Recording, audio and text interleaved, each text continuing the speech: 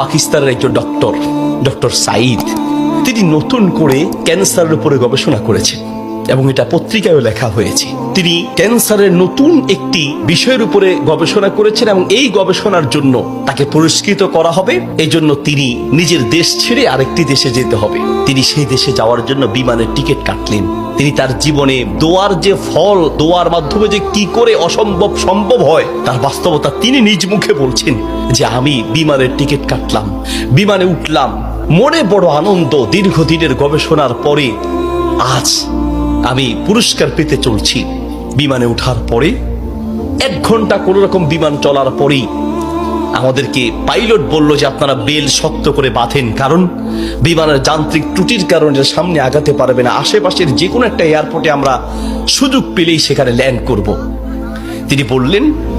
কিছুক্ষণ পরেই বিমানটা ল্যান্ড করলো। আমি একেবারেই ভেঙে পড়লাম যে আহা, আমার বোধহয় যাওয়া হবে না। বিমান ল্যান্ড করার পর জিজ্ঞেস করলাম এটা কি যাবে? বলছে যে ত্রুটি, এটা আজকে যাবে না। তাড়াতাড়ি বলছেন যে আমি সেই বিমান বন্দরে বিমান থেকে নেমে চলে গেলাম ইমিগ্রেশন কাউন্টারে, গিয়ে বললাম যে আমি তো ওই জায়গায় যেতে চাই। পরবর্তী বিমান কখন? বলছে পরবর্তী বিমান কমপক্ষে 16 ঘন্টা পরে, আর এই বিমান যাওয়া সম্ভব নয়। তাহলে আমি কি করব? বলছে আপনি একটা কাজ করেন, যতদূর এসেছেন 3 থেকে 4 ঘন্টার মধ্যে আপনি পৌঁছাতে পারবেন যদি দ্রুত একটা প্রাইভেট কার নিতে পারেন। বলছে আমি তাড়াতাড়ি সেখান থেকে বের হয়ে ব্যাগটা হাতে নিয়ে দৌড়াতে দৌড়াতে এয়ারপোর্টের বাহিরে গিয়ে এক প্রাইভেট কার ঠিক করলাম। প্রাইভেট কার ওলাকে বললাম ভাই যত দ্রুত পারেন আগাতে থাকেন, টাকা নিয়ে টেনশন নাই, কারণ পুরস্কার তো বিশাল পুরস্কার, আপনি আগাতে থাকেন।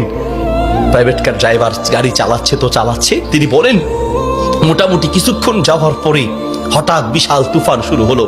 প্রচন্ড তুফান দেখে ড্রাইভার বলছে ভাই সামনে যাওয়া সম্ভব নয়। বলছে চেষ্টা করেন। বলছে দেখছেন কি অবস্থা, রাস্তাঘাট সব গাছ মালা ভেঙে রাস্তায় পড়ে আছে। যখন তুফান আরো প্রচন্ড বাড়তে লাগলো আমি অবশেষে নিরাশ হয়ে বললাম যে জীবন বাঁচানো দরকার, পুরস্কার দিয়ে কি হবে, নিজেই যদি মরে যাই থাক, পুরস্কার চিন্তা নাই, সামনে যাওয়ার দরকার নেই। আশেপাশে বাড়ি ঘর দেখলেই কোন একটা বাড়ির সামনে গিয়ে দাঁড়ান, বাড়িতে গিয়ে অন্তত নিজের জীবনটা বাঁচাই। একটা ঘর দেখতে পেলেন, ড্রাইভার সেই ঘরের সামনে গিয়ে দাঁড়ালেন, দরজায় নক করলেন। একজন বুড়ো মহিলা বের হয়ে দরজা খুললেন। বলছে বুড়িমা আমরা মেহমান বিপদে পড়েছি, বাহিরে তুফান চলছে, একটু আশ্রয় চাই, কোনো পুরুষ থাকলে বলেন। বলছে ভিতরে চলে আসেন, কোনো পুরুষ আমার ঘরে নাই, তবে আপনারা বসেন, নিশ্চিন্ত থাকেন, আমি আপনাদের মেহমানদারির ব্যবস্থা করি। বলছে ঘরে পুরুষ নেই তো কোথায় গিয়েছে? বলছে কি বলবো দুঃখের কথা, কিছুদিন আগে আমার ছেলে এবং আমার স্বামী তো আগেই মারা গিয়েছেন, আর কিছুদিন আগে আমার ছেলে এবং ছেলের বৌমা দুইজন একসাথে অ্যাক্সিডেন্ট করে দুনিয়ার থেকে বিদায় হয়েছেন।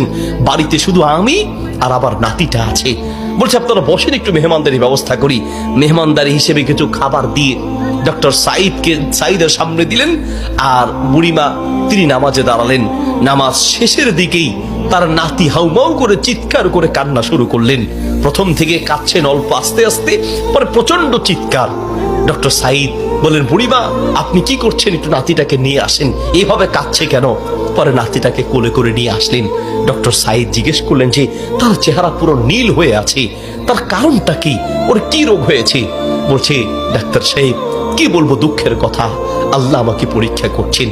আমার স্বামী তো অনেক আগেই দুনিয়া থেকে বিদায় হয়েছে, আমার সম্বল ছিল আমার ছেলে, সেই ছেলেটাকে আল্লাহ নিলেন, ছেলের বৌমাকেও নিয়ে গেলেন। আমার এই নাতিটা কোন রকমে আমার কাছে ছিল, তাই সে যায় নাই, এই জন্য অ্যাক্সিডেন্ট করে তারা মারা গিয়েছে, কিন্তু ছেলেটা রয়ে গেল। এখন এই ছেলেটার একটা কঠিন মারাত্মক ক্যান্সার হয়েছে, যার চিকিৎসা আমাদের দেশে সম্ভব নয়। ডাক্তার সাইদ বলছে আপনি কি দেখিয়েছেন? বলছে হ্যাঁ, এটা নতুন ধরনের ক্যান্সার, এলাকায় যাকেই দেখাই সবাই একই কথা, আমাদের পক্ষে সম্ভব নয়। তো ডাক্তাররা কি পরামর্শ দিয়েছে? বলছে পাকিস্তানে যেতে। পাকিস্তানে একজন ডাক্তারের নাম বলেছে, তিনি এই নতুন রোগের, এই নতুন ক্যান্সার উপরে তিনি গবেষণা করেছেন, তার কাছে গেলে নাকি ভালো হবে। ডাক্তারের নাম বলেছে?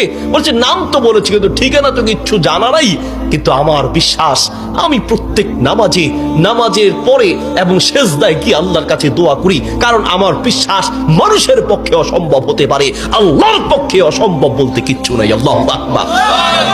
আমি প্রতিদিন নিয়মিত আল্লাহর কাছে দোয়া করি, মালিক আমি তো সেই ডাক্তার হসপিটাল কিচ্ছু চিনি না, আমার পক্ষে চেনা সম্ভব নয়, তার কোনো ঠিকানাও কারো জানা নাই। তিনি নাকি পাকিস্তানের ডাক্তার। বুড়িমা বলেন তো সেই ডাক্তারের নাম কি? বলছে সেই ডাক্তারের নাম নাকি ডক্টর সাইদ, নতুন করে তিনি নাকি এই ক্যান্সার উপরে গবেষণা করেছেন। বলছে বুড়িমা কসম করে বলেন তো ডাক্তার সাইদের সাথেই আপনাকে দেখা করতে বলেছে? মহিলা বলছে ভাই আপনি মেহমান মানুষ, আমি কেন আপনার কাছে মিথ্যা বলতে যাব? ডাক্তার সাইদ তিনি নাকি নতুন করে ক্যান্সার উপরে গবেষণা করেছেন, আপনার বাড়ি কোথায়? ডাক্তার সাইদ বলল বুড়িমা আমি আপনাকে কসম করতে বলেছি এই জন্য যে আমি বড় অবাক হয়েছি, আল্লাহ যে বান্দার দোয়া কিভাবে কবুল করেন, আল্লাহ যে মানুষের দোয়া কিভাবে কবুল করেন, আমি এখন বুঝতে পেরেছি কেন আমার বিমান নষ্ট হয়েছে, আমি এখন বুঝতে পেরেছি কেন আমি প্রাইভেট কারে উঠেছি, আমি এখন বুঝতে পেরেছি কেন তুফান শুরু হয়েছে, আমি এখন বুঝতে পেরেছি লক্ষ লক্ষ বাড়ি ঘর থাকতে কোথাও না গিয়ে আপনার বাড়িতে কেন এসেছি, আমি এখন বুঝতে পেরেছি আল্লাহ বান্দার দোয়া কিভাবে কবুল করে। বুড়িমা আপনি যেই ডাক্তার সাইদের জন্য দোয়া করছেন সেই ডাক্তার সাইদের কাছে পাকিস্তানে যেতে হবে না, টেনে টেনে তাকে আপনার বাড়িতে নিয়ে এসেছেন, আমি ডাক্তার সাইদ আপনার বাড়িতে উপস্থিত আছি। আল্লাহু আকবার। প্রিয় ভাইয়ের আমার, আসা আন তাকরাহু শাইআন ওয়া হুয়া খায়রুল লাকুম ওয়া আসা আন তুহিব্বু শাইআন ওয়া হুয়া শাররুল লাকুম। আল্লাহ বলে বান্দা শোনো, আমরা অনেক সময় দোয়া করতে গিয়ে আমরা অলসতা পেশ করি, অথবা অচেতন হয়ে যাই, অথবা দোয়া করার ক্ষেত্রে আমাদের ইয়াকিন থাকে না। কারণ হুজুর কত দোয়া করছি, কত বলছি আল্লাহর কাছে, কই না হুজুর আল্লাহ তো শুনে নেই, ঠিক না? অনেকের কথা অনেক হুজুর দোয়া করার জন্য বলেন, কত দোয়া করছে হুজুর, তাহাজ্জুদের সময় দোয়া করছি, শেষ রাতে দোয়া করছি, চোখের পানিতে বুক ভাসিয়ে দোয়া করছি, কত চাইছি আল্লাহর কাছে, হুজুর আল্লাহ দেয় নাই। শোনেন আল্লাহ বলেন বান্দা মাঝে মাঝে আমি, তুমি চাও আমি দেই না, এই যে আমি দেই নাই হতে পারে আমি এই না দেওয়ার মাঝেই তোমার কল্যাণ আছে। আল্লাহু আকবার। আমরা জানি না, হতে পারে ওই যে আল্লাহ দেয় নাই সেটার মধ্যেই আপনার জন্য কল্যাণ দিয়েছি। এই জন্য দোয়া করবেন, পান বা না পান দোয়া করে যাবেন।